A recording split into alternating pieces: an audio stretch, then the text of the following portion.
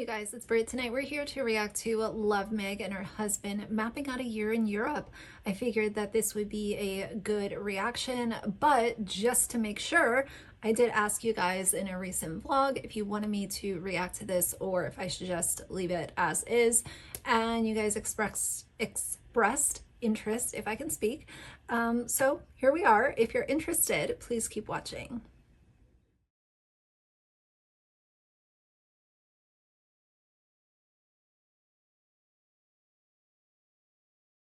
All right, you guys, so this video was posted on June 4th. It has 1.2 thousand likes to 13 dislikes, and the title is Mapping Out a Year in Europe, Our Concerns, Cleaning ASMR Life Hack, A Minor Setback. And it has 23,108 views as of my filming it. Before we get into this though, I want to share with you guys a little bit of info about a video that they posted on lovemeg.video. Now, I was able to watch this video, and there were just a couple things. I'm not going to go into the specifics because here's the thing. Love Meg and her husband are not financial planners. They're not CPAs. They are not qualified to be giving any sort of financial advice. So if I jump on my channel and I say they're not qualified, but then I give you guys a bunch of financial advice, I would be a massive hypocrite. So instead of making myself look like an idiot on the internet, I'm going to forego that, at least for today. But what I will say is anytime an influencer wants to give financial advice out, please run in the other direction. Not only is it unqualified, it would be the same thing taking medical advice from Brianna Kay. Remember how she wanted to give out the diet advice on how to get rid of inflammation in the body and the foods that she was actually eating. See, I didn't know this. This is why I didn't comment on it. They were actually inflammatory foods, and she was telling people to eat those to avoid inflammation in the body, and saying that this diet can cure certain things. Like, it's the same thing. Don't take financial advice from Love Meg and her husband. Don't take medical or diet advice from Brianna Kay. Just take advice from people that are qualified to give advice, especially with something as important as money and health. Those are two things that I'm not going to take advice from anyone who is not qualified to be giving that specific advice. And I will say, I also know that it's a personal decision for me to say, well, I'm not going to take that advice.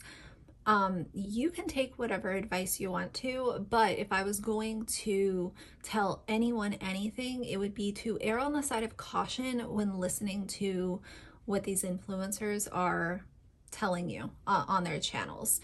I would just hate to see someone take financial advice from Love Meg, put it into action with their own money, and then end up either losing a bunch of money or not being able to get their money out of something that they put it in without paying a massive penalty, like a retirement account. And I just don't want to see anyone go down that road. This is also why I hate MLMs, because it's just it's a money trap. It's a way to drain people's money and you know, give them a bunch of open-ended promises, and I cannot stand that shit. So even though she and her husband have this grand idea that they're estimating that they're gonna profit about $300,000 off the sale of their house. Again, who knows if that will even happen, but even if it does, in my last video, I was talking to you guys about what actual financial advisors and CPAs say about using money from a retirement account to buy a home, and it is advised against. It is not something that they run around telling people to throw money in a retirement account and then you can just take it out and you'll be, you know, millions of dollars richer. That's just not how it works, or everyone would be putting money into a retirement account to use it within a couple of years. That's just not how it works. So if you're curious about any of that, you can go look at the last video. I'll also link it in my description box in case you missed it. But for today, we're gonna see what they're doing to map out a year in Europe. So let's get into it. Now, this video is 26 minutes. I'm probably gonna skip around with her cleaning ASMR stuff because I hate ASMR. spoiler alert. But we'll see how it goes. So it's the day after we announced what is going on, and I walk out of the bedroom and look at this beautiful sight. So what you looking at? I'm looking at a map right now, and I'm just trying to figure out like a rough itinerary, like not nail down anything specific. But when we're over there on our Schengen visa, we can be in the Schengen zone for 60 days. I'm sorry, 90 days out of 180 days. So roughly, the Schengen zone is everything kind of within these marks here. So this whole region here is the Schengen zone. I used to see this with my little sister, but if you tell a child that they're going somewhere, like to a new state or to the beach or, you know, somewhere outside of what they're familiar with, and then you see them looking at books or looking at maps of this said place, even if it's not even the right place, in their mind, they think that they're looking at the right place. And they're coming up with all of these extravagant adventures of what they're going to do and all the sites they want to see. And it's really cute and endearing when a little kid does it.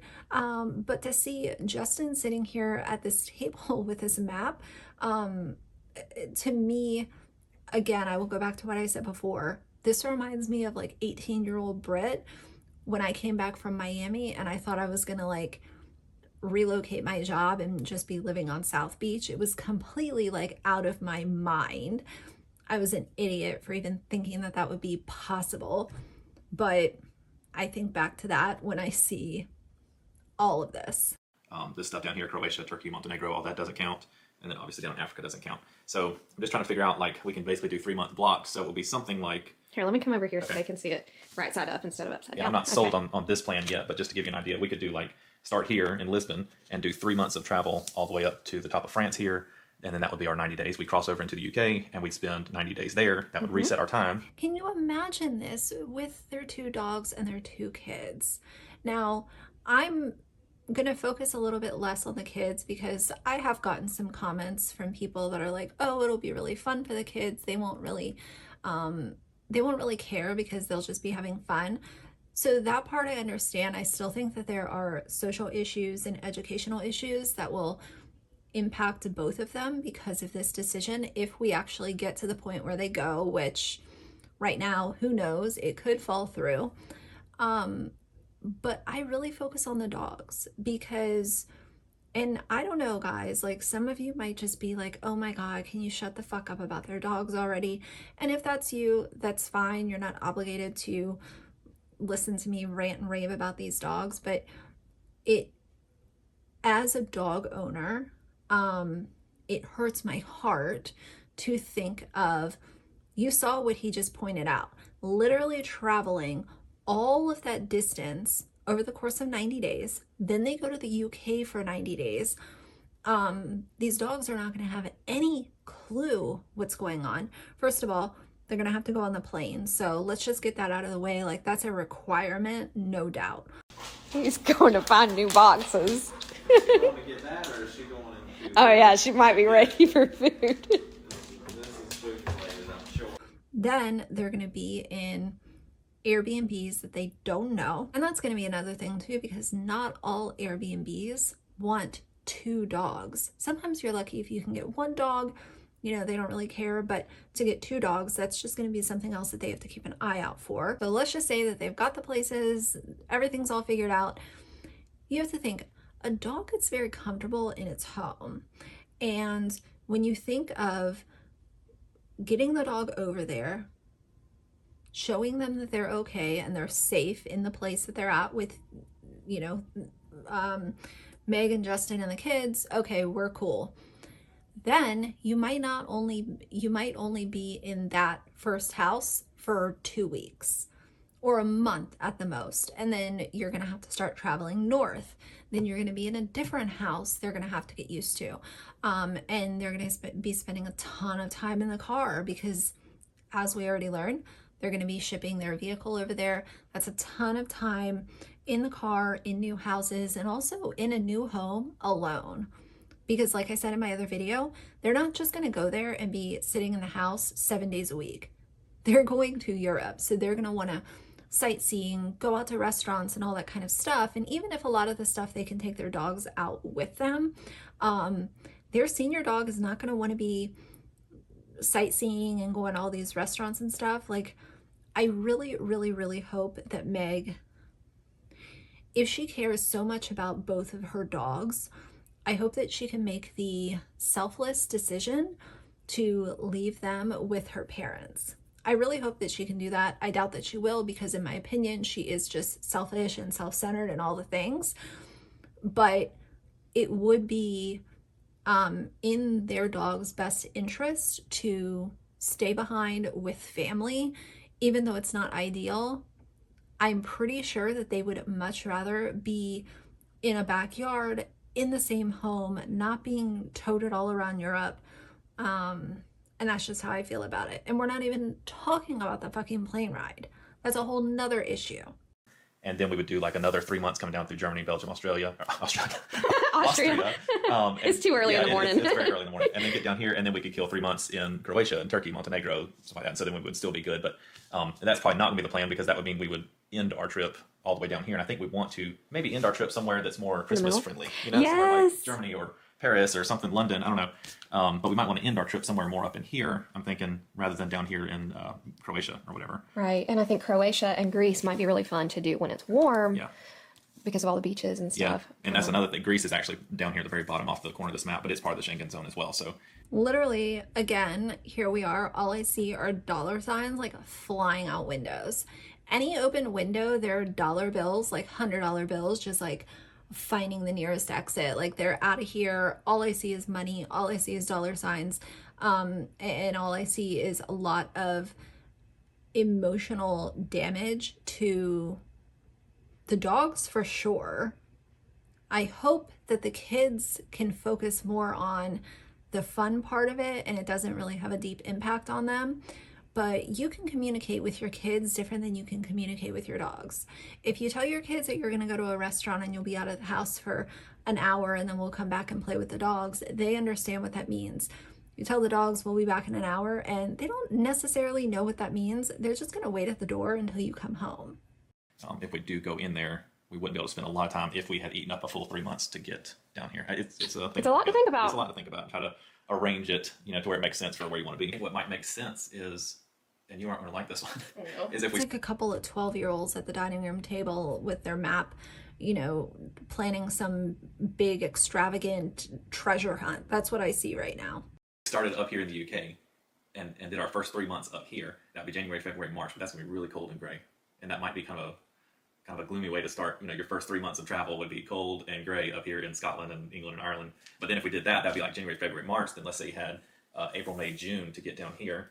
And that would put you July, August, and September in like Turkey and Croatia, a little bit of Greece, Montenegro, like good swimming, warm weather, all that. And then, let's see, that'd be June, July, August, September. And then we'd have like October, November. I don't know how we would end it up. Yeah. Isn't it warm in Greece much sooner than it is in the US? Like, to me, it kind of seems like they're going off the weather based for the East Coast, like the southeast of the United States. You guys tell me. I'm not going to look it up because it's just not that important. But I feel like people travel to Greece pretty much year round because it's always warm there. It's always sunny. But tell me if I'm wrong. Maybe that back over here at the end. Maybe we're trying to see it all. Maybe we need to cut it in half.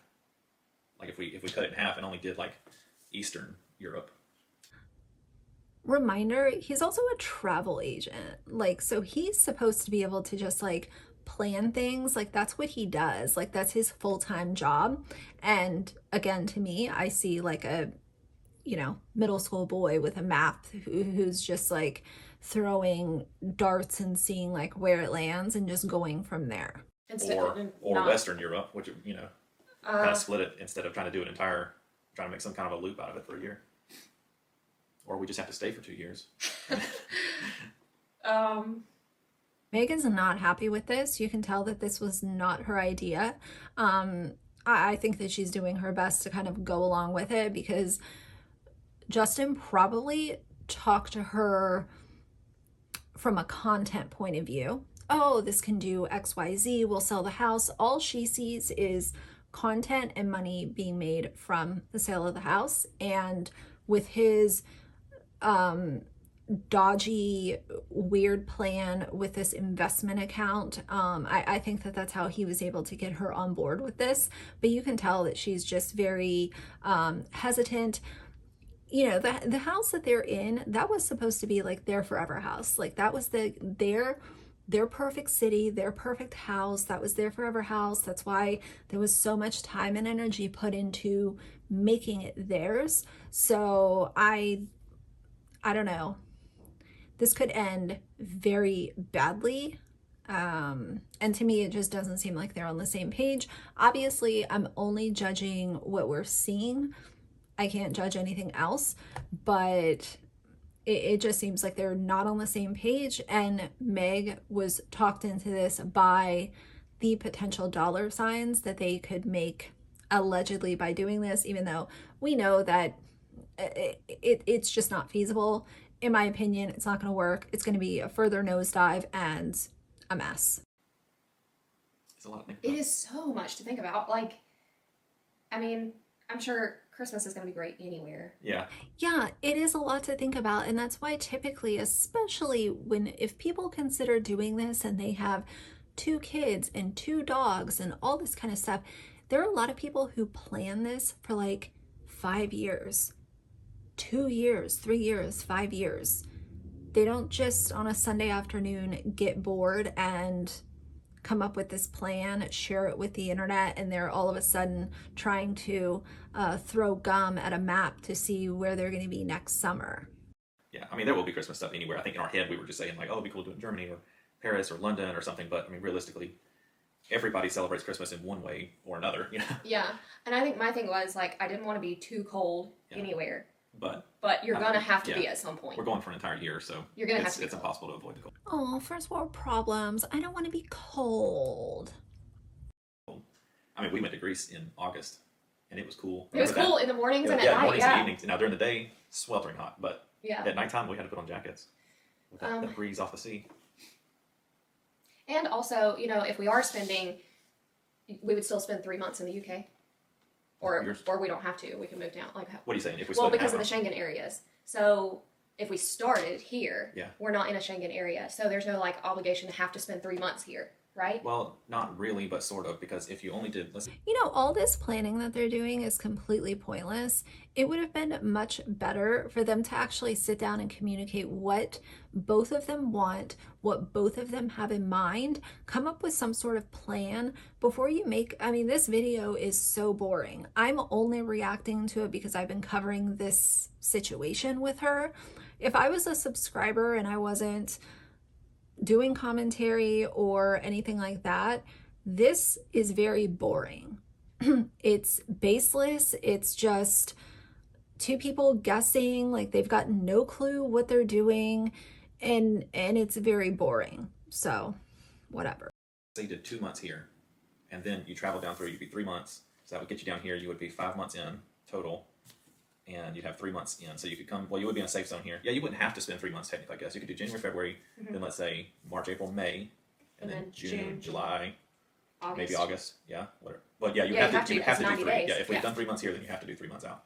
And so that would be August, then we have September. And then what if we just did like September, like what if we came this way or something, or this way, and then we just went back around another way to get back to this area at Christmas time? We did that, then I think we were at January, February, March, April, May, June, July, August. And then we'd have September, October, by the end of November, we'd have to get out. So we'd have to bump up into London. Or make this a 2-month trek through here, burn some time over here in England to get our calendar rolling again, maybe, and then pop back over. Might be an option. But wouldn't we have to spend 3 months if we go back here to get out? We have to be out for 3 No, 3 months. because our calendar reset while we were down here, our 180-day calendar essentially. So if we only drove. This is so boring. I'm gonna scrub it. So Justin and I were actually just talking about the situation in Ukraine, and I got a lot of questions about that yesterday. Like, aren't we worried about what's going on in Ukraine? And Justin has had some concerns about being in Poland. Because you said they've sent over a lot of their evacuees. Yeah, I know Poland's been like kind of a base for the U.S. as far as sending aid into Ukraine and stuff. It's also a bordering country for Ukraine, and then also a lot of Ukrainian evacuees have gone over into Poland and some of the other surrounding countries. But I think Poland's been the biggest receptor of that. So I think, and who knows what the situation is going to look like? You know, we're talking about next year. Yeah. So who knows what's going to be going on then? But I think it just makes the most sense right now to say let's avoid that area, not to be in the way or not get involved with that. But So they don't want to be in Poland because there are evacuees from Ukraine. Is that what he just said? I do know, like a lot of people, I mean, you don't realize that Europe's a really big place.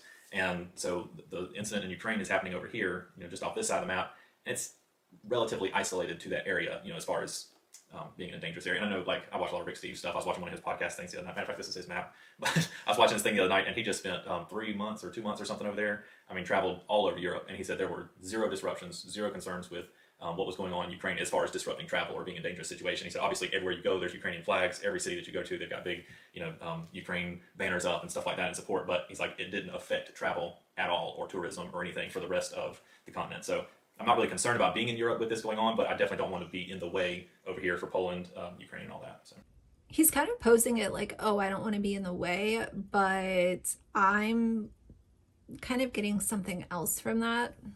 I don't know. Is there any other country where you're like, I'd kind of rather stay away from as of right now? Because like Yeah. I said, like if we do start in the UK, we're there for 2 months. Like that puts us at March, and then we end up over here you're talking at in the least a summer. year from now. Yeah, summer 2023. So It could be a whole different situation, or that could be way behind us by then. Who knows? yeah, But the world moves pretty yeah, fast. as of right now, I mean, I think just obviously Ukraine, and then probably Poland, just to not interfere with anything there. But I mean, I think it's Germany, Czech Republic, Austria, you're still Slovakia, good. Hungary. Slovakia, probably, yeah. Hungary, Romania would be right down here too. That was probably okay. But Okay. I know, like, a lot of times when things like this are going on, a lot of people say, "Oh, you shouldn't travel over there right now. You shouldn't go." But I know, well, like in that Rick Steves episode that I watched the other day, he was talking about that, and he said, people told him that before he went over. And they said, well, if you care about these people, you wouldn't go to Europe right now while something is going on. And he's like, no, if you cared about these people, you support their economy. You'd be supporting their efforts and going over there, because a huge chunk of their economy comes from tourism and people being there. And we kind of saw that firsthand, because when we went to Italy, it was the tail end of COVID, like right after they opened back up. And I'm telling you, every cab driver, every hotelier that we spoke to, every person that worked in that industry that spoke to us was like, thank you for being here. Tell everybody to come over, because our economy is wiped out. And we need people from the US and the UK and Canada coming back over here, because that's just such a huge portion of this economy. And I mean, they thanked us over and over for being there and encouraged us to tell everybody to come over, which was funny because so many people in the US were telling us, you shouldn't go over there right now. Don't go there right now, because that's not good for them. You're putting a burden on their system. And they're saying, come on, please, come on over. So I think just... No, I think that people in the US were saying don't go over there because it was COVID, and we were still in COVID. So correct me if I'm wrong, but I think that's why there were people that were encouraging others to not travel. Like, don't travel because we're still in a global pandemic. And, of course, influencers, they don't give a shit. They're going to do what they want to do. So I think that it was because of COVID. It wasn't because, oh, don't go over there.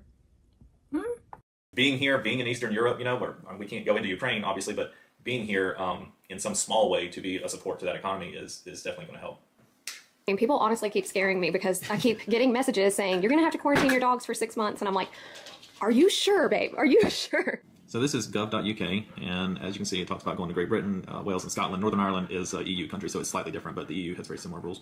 But you can see down here, you can go to, enter, and return Great Britain if they've been microchipped, pet passport, or health certificate, and have been vaccinated against rabies. And then our country is on one of their lists down there. I've already clicked on that link and gone there, but to make sure everything's okay. And then once you arrive there, you have to do a tapeworm treatment within 5 days, I believe it is, of arrival. But it says if you do all this, then you don't need to quarantine. But if you don't follow the rules, then you might have to quarantine them for 4 months. So I think maybe all the people that are saying they had to quarantine did not get all of this done and certified. I know some of these forms, like the health certificate, is like certified by the USDA and stuff. So I'm thinking that must be why some people had to quarantine, that they didn't get everything completed. But as long as we do everything, we should be good. Yeah, but this is for the UK. So you guys, please remember, I'm an idiot when it comes to this. I don't know anything. I've never been to Europe. I would never take my dog over there. Don't care to. Never. I don't even see it in like my far, far future. It's just not something that I'm ever going to do. Of course, unless it's like a life-changing thing. I've already told you guys about that. But this is for the UK. And they're talking about visiting, like 10 or 12 countries. So how does that work when you enter other countries? That's what I'm wondering. Like, what's going on? And he said, the realtor just called. Yeah, I was hoping, obviously crazy to think this because the listing was supposed to have just gone up this afternoon, but I was like, maybe she's got some good news for us. Somebody's already interested in the house or something. But she said that she had gotten the pictures back from the photographer, and she was going to be making the listing live, and she wasn't happy with how the pictures turned out. So she said, y'all have a beautiful house, and it doesn't show in the pictures, or doesn't show the way that it should look in pictures. So We're going to delay a few days. She's going to get her normal photographer that she usually has come out to come on Tuesday or come first week or something. So we'll be able to get good pictures then, and then get it listed. Which she did warn us before. She was like, you know, the normal photographer that I use isn't available, so we could have this other person come in and do the picture. So it was somebody that she didn't normally use, and she was like, no, we should not list it yet with these pictures. So I think we're going to wait until Tuesday. Okay, so the end shows her son cooking dinner, stuff like that. Obviously, we're not here to watch that. But I guess her house will be on the market here in a few days.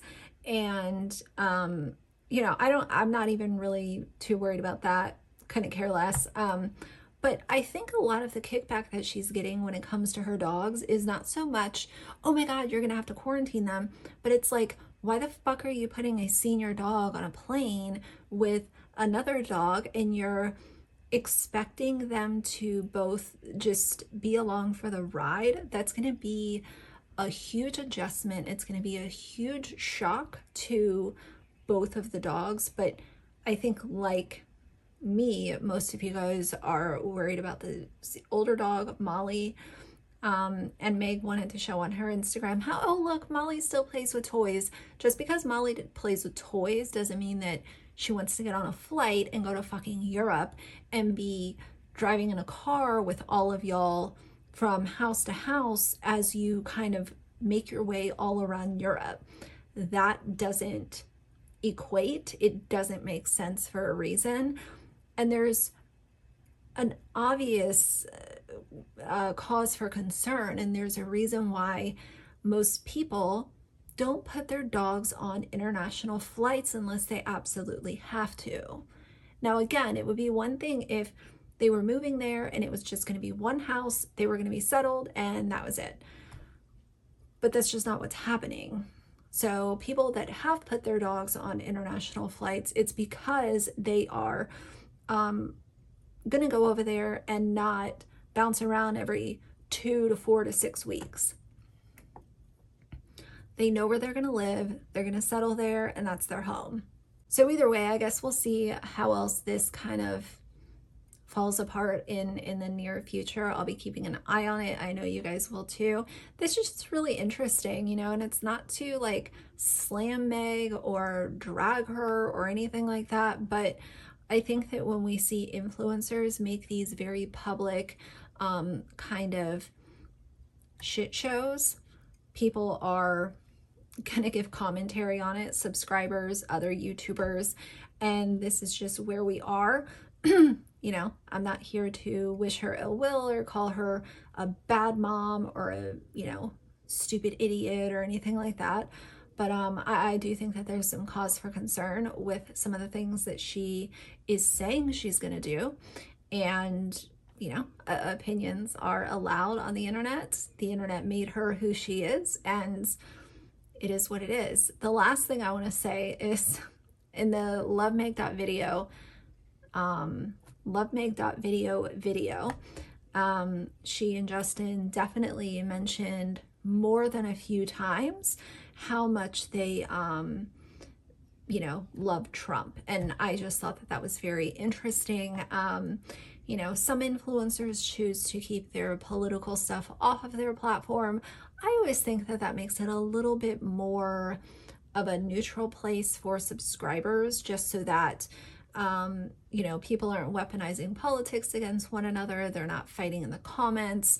Most people come to YouTube or even to Instagram to be entertained and, you know, listen to whatever the influencer is talking about. But I just found that really interesting. I know Aaron Williams has done the same, and Aaron Williams is a whole nother shit show.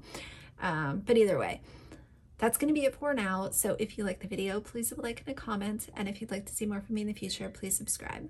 See you guys soon. Bye.